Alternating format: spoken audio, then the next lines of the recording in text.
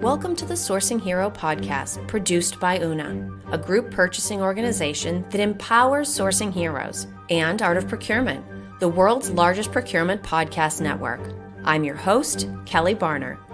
The goal of the Sourcing Hero podcast is to capture the epic stories of people who are rising up and beating the odds to create exceptional value within procurement, directly from those heroes themselves.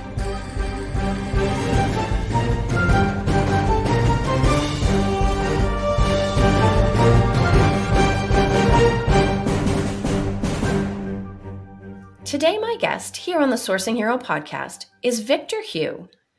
Victor is a managing partner at Varisource, a data insight platform focused on technology spend.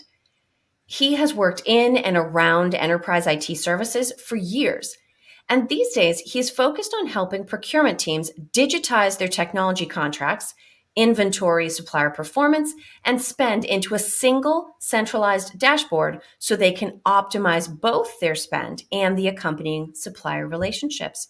So, hi, Victor. Thank you so much for being with me today. Hey, Kelly. So very excited to be on. So, in the intro, I shared a very, very high level overview about your area of expertise. But for people listening in, can you share a little bit more detail about how you actually got to the role that you're currently in?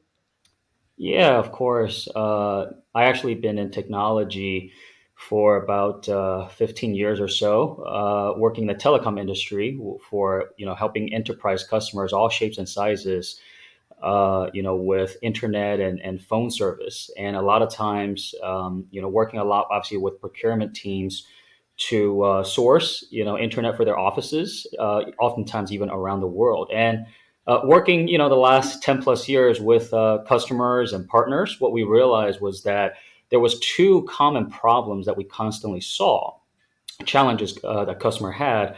One was data.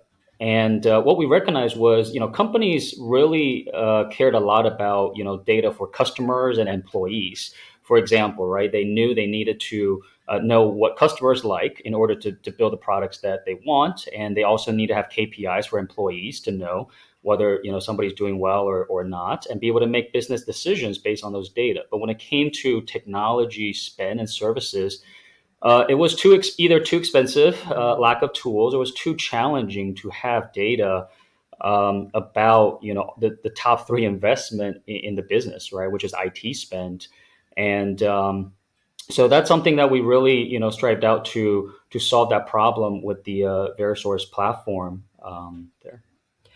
So, now when you and I initially spoke, I actually thought this was really interesting. One of the things that you had shared, you talked about the common misconceptions companies have about how many software subscriptions they think they have versus how many they actually have.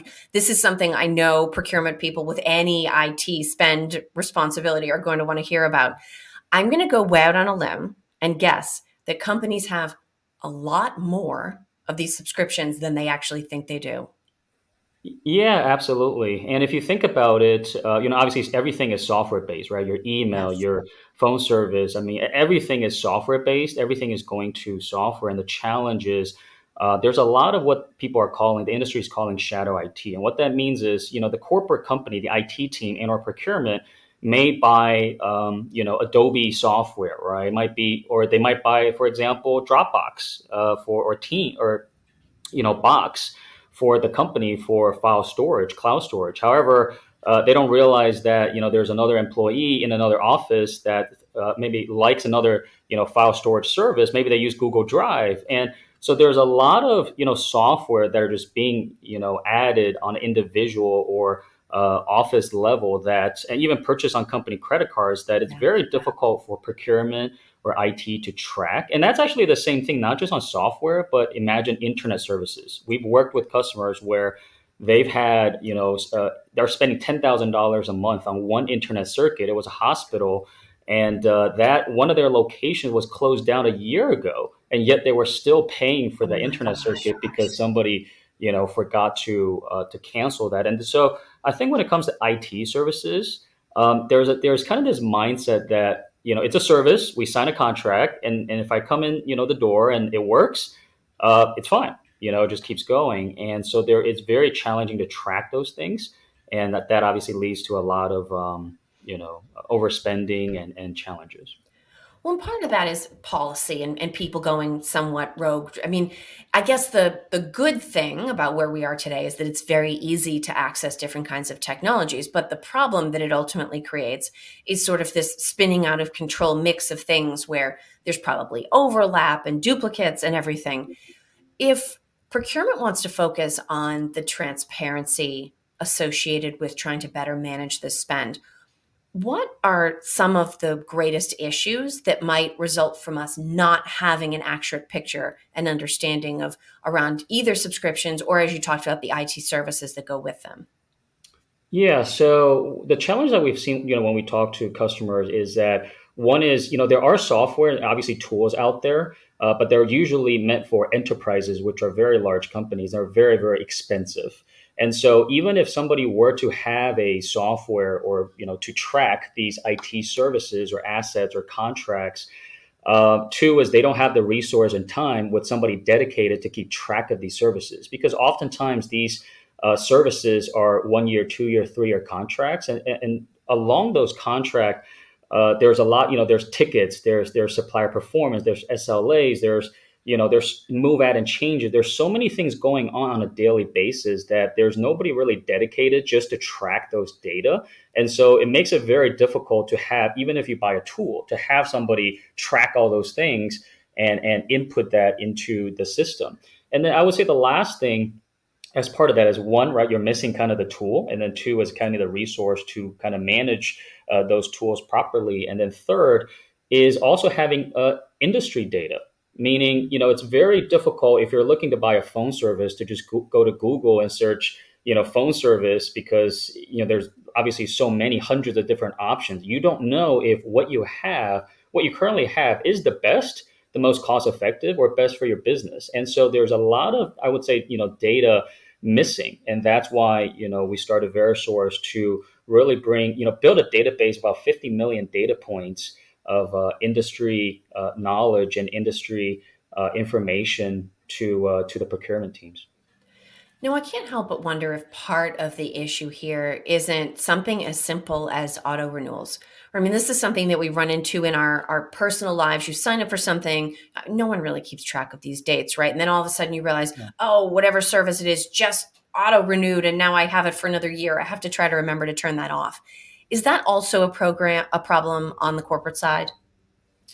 Yeah, no, absolutely. It's a big problem, and part of the challenge, I think, is because suppliers, maybe to some degree, make it difficult for customers, because I think suppliers that do have portals. So when it comes to portals in telecom and or cloud and or certain IT services, oftentimes they don't even have portals to track a lot of your services, and so the supplier put all the responsibility on the customer.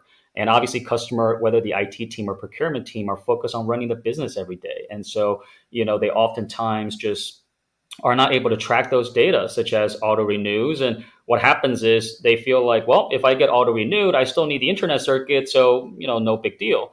The problem is, right, as you continue to do that throughout the years, you're paying on prices that are 3 years old or 4 years old. Even though, yes, the internet works, but obviously, if you knew what the market had to offer with the database, then you'll know that, hey, there's a internet circuit for perhaps double the speed for half the price. And so those are, I think, just data intelligence, but also internal data insights that needs to be combined. Yeah. Well, and I think it's probably these days a minority of procurement teams that have enough people who have enough individual specialization in different spend categories that you would have somebody that's actively following all this. And so what you bring up around, what's the best fit supplier for me? How should I be changing my subscriptions? What type of service do I really need? Where is it appropriate to make changes? What you're actually saying is that having more insight into current best practices in a definable category like this gives us the opportunity to both maybe benchmark the performance of our current suppliers in exchange for cost, but also really understand the best most current structure for setting up these relationships? Is that the kind of industry data that you're talking about? Yeah, absolutely. First of all, there's two types of data. One's the internal data. First, with a top three spend in any organization, the IT services, which includes cloud, data center, mobility, internet, phone. They're so, it's very broad and it runs the entire businesses, right? And so, one is internal data to know what you have, and that requires a lot of data insights just to combine, your contract, spend, inventory, even supplier performance, right? In your personal life, you want to know if you spend a lot of money on something, what are you getting for that, right? It's fair. But I think when it comes to IT services, it's very difficult to answer that question without the proper internal data insights. And so it's about having a partner who can help you digitize and centralize that data first, and then the second part is, even if you know what you have and you want to go out and benchmark, or you want to know, is there something better out to the market. The process today in IT services procurement is very difficult because there is no Expedia or hotels.com or Google for these type of data that's transparent, right? Where you go to Expedia, you buy a flight, and you look for a flight, and they just give you flight data. And so that's why we really want to help procurement teams, providing not just helping them digitize the internal data, but also provide market data of 50 million data points of best solutions, options, pricing in a group purchase actually model.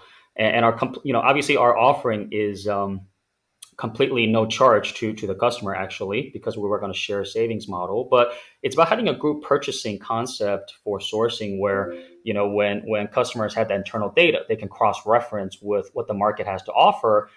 And one last thing I would say to that is, having that data doesn't mean you have to switch your suppliers. It's about being able to, hold your suppliers accountable, right? It's making sure you know what the market has to offer, so you can decide as a business whether you want to continue working with your existing suppliers and or use that data to find a better partner.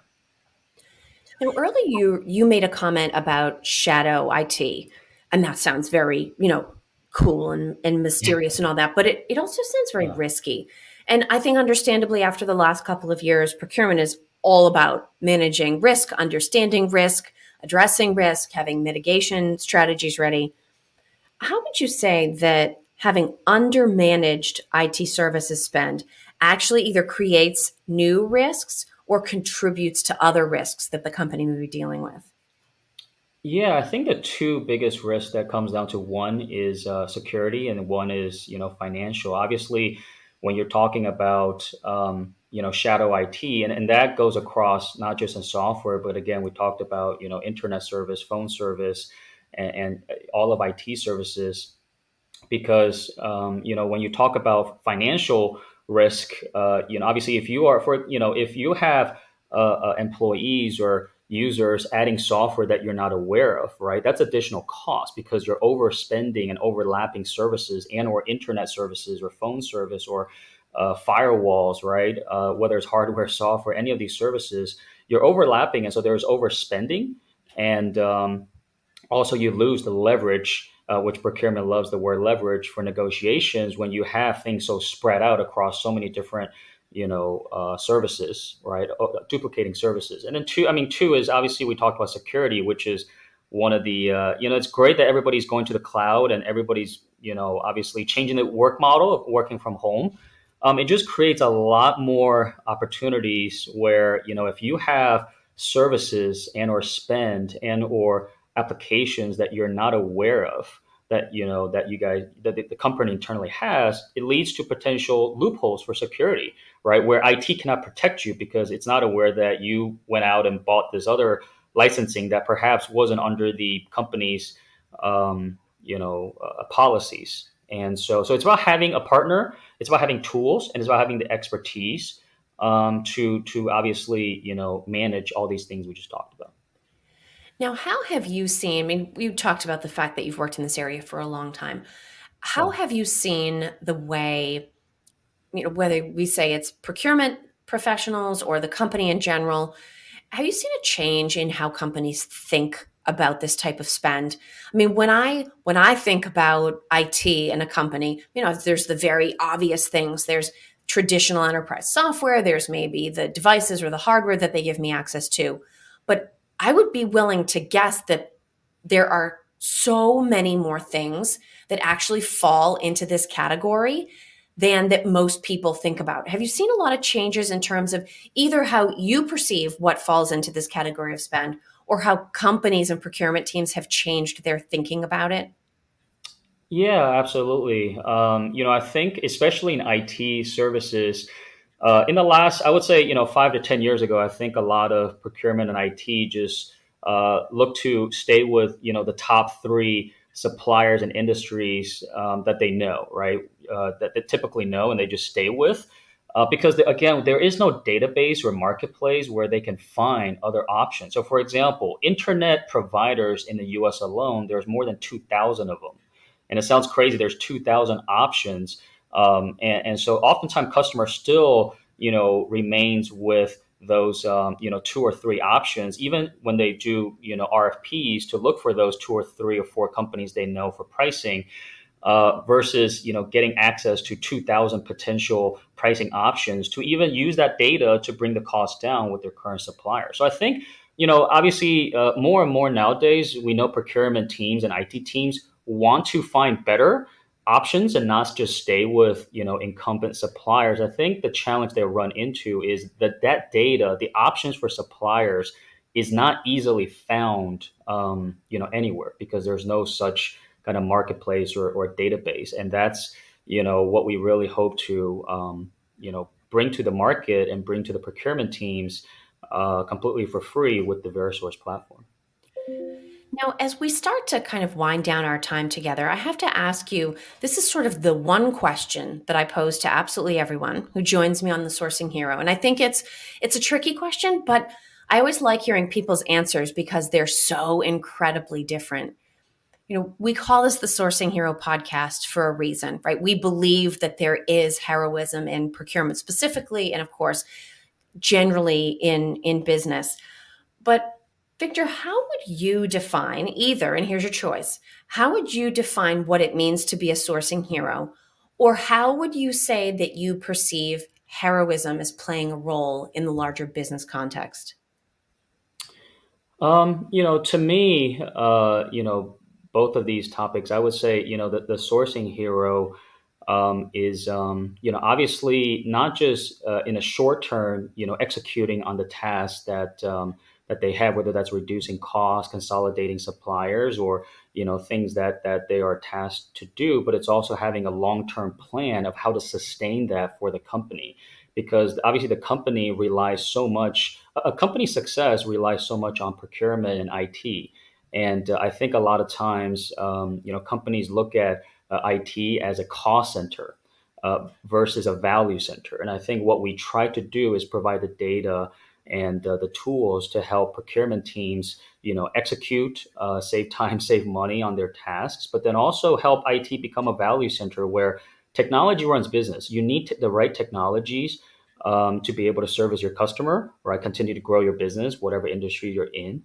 So I think a sourcing hero, a hero is somebody to us who has obviously a short term vision of how to execute on immediate impacts, right? Again, whether that's cost savings or consolidations or protecting the company, but also having a long term view that these things they implement will provide a long term sustainable success and savings, and that's what we look forward to be an extension of our customers' IT and procurement teams as their partner.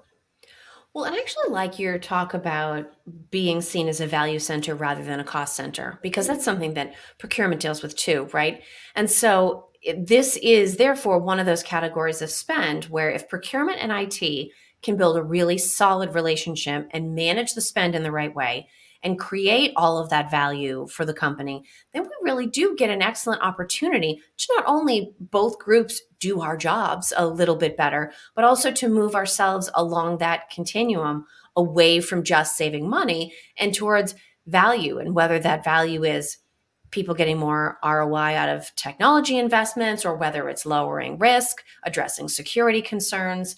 I like the idea that there is a potential partnership there, because truthfully, our interests are so aligned.